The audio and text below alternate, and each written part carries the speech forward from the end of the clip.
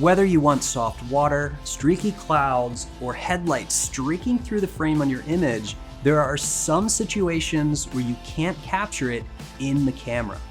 That's where neutral density filters can help. By putting a neutral density filter on the front of the lens, we're able to mitigate the amount of light that enters the camera and slow down or drag the shutter.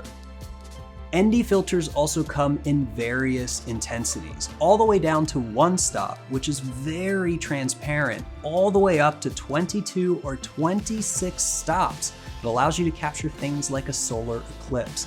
When you first start using neutral density filters, the best thing you can do is experiment. It takes a little bit of time to get used to it, and there's a little bit of finesse to get it on the camera without getting your fingerprints all over it, but if you use it successfully, you'll be able to create some very interesting images.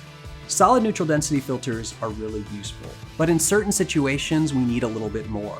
That's where a graduated filter comes into play. Often in landscape photography, the sky is the brightest part of the image. And if we want to get everything into a single exposure, we can add and adjust a graduated neutral density filter just to mitigate the light on the top of the frame. That way, everything from the foreground to the sky is exposed perfectly into a single exposure.